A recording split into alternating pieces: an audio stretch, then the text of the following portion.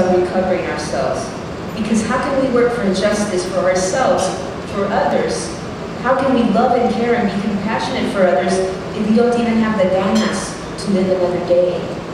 We search for the remnants, for the stories, images, and music. So a small project has become a major project. Began by asking people to tell their stories, and we began with Las Sabias. But being mujeres, they were afraid. They couldn't believe that anyone would be interested in their stories. So they told the stories of their husbands, of their children, of their male children, of their brothers and fathers who fought in wars. But what about your story, and your mom's story, and your sisters, and your daughter's stories? So we said, bring a photo, and talk about the photos. And slowly but steadily they spoke. Community members selected 50 photos, and soon we had those photos 8 feet by 8 feet, 16 feet by 8 feet. And then people saw themselves, pictures of themselves as little girls, pictures of themselves as teenagers goofing around, dressing up, dancing, being sexual. Then hundreds more neighbors wanted to join in. People who had been told to fear the Esperanza because some of us are lesbians, because we are feministas, because we challenge the 17 white men who run the city, because we stand with the Palestinians against any wall that divides people, because we are against all wars in a city that dubs itself Military City USA, because being around and hanging with or at the Esperanza, you might damage your reputation. These working class and poor brown people saw themselves positively portrayed. They saw themselves big and pretty and sassy and charming and dignified and happy y con orgullo, with pride. And they said, we want more, and how can we help you survive? And this photo, did you notice that it snowed here in San Antonio all the time when we were kids back in the 20s, 30s, 40s, 50s? See the pictures? But now it never snows. Could that be global warming? And can we tell you about the curanderas, the healers and the plantas medicinales, estafiate, manzanilla, ruda, and the fruit trees, the gallinas, the street vendors, and the pecan shellers who marched 10,000 women strong down the streets and got jailed in 1938. And see this car? It took us a whole day to drive to Mexico. We used to sing in Alice in Brownsville, Texas, change our costumes underneath the bridge, and came out looking like movie stars. But we were poor. But about that border, we didn't have borders then. Why do they want to build a wall now? We used to go back and forth all the time, get jobs here, and when times were bad, we'd go illegally to Mexico and get jobs there. Did you know there were only 2 border patrols between Texas and California? But so much has changed, and so much has been destroyed.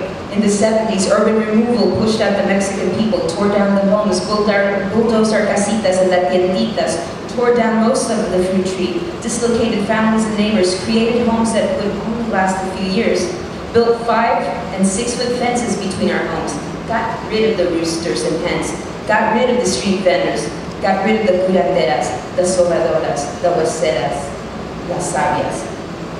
These photos revive self-respect and bring back memories. And the memories are shared stories, stories of who we used to be, stories that open a way back to community, back to each other, away from TV, computer games, away from materialism and individualism, away from violence and war and hate and destruction. It is about sharing theories of living, loving, and justice de Doña Chabelita, mi mamá. Esta morena, small brown woman with straight black hair, who passes for Indian, who passes for Asian, who passes for Mexican, who passes for black, but who will never pass for white. Esta mujer, like so many other women of color elders, has taught those around her the values of being buena gente, good people, despite the violence done to them. Ella, la que me enseñó, the one who continues to teach me to love, even those who I should hate.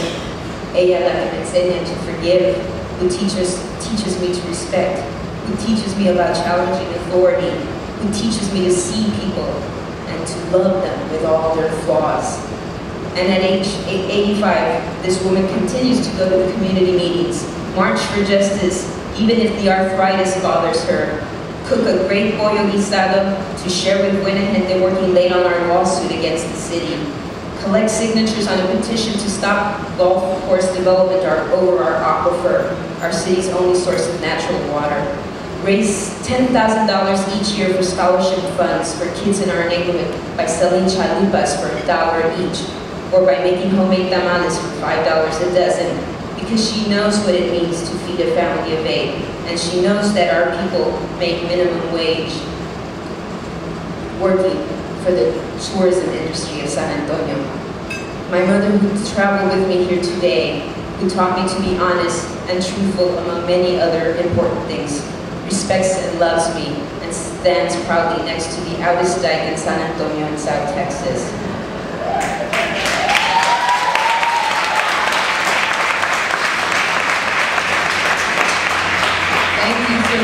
Thank you, Sisters of Fire, for the Sisters of Fire Award, for this recognition of my work and the work of the Esperanza. Congratulations to the Women of Color Resource Center on this 10th anniversary, and for the many more years of powerful organizing, education, and leadership. I'm honored to be included in the Sisters of Fire awardees list that has affirmed the work of so many incredible, fierce women of color activists. And it is especially wonderful for me to receive this award standing alongside my friends Loretta Ross, Fabiana Rodriguez, and the Asian immigrant women advocates, all of whom are amazing mujeres.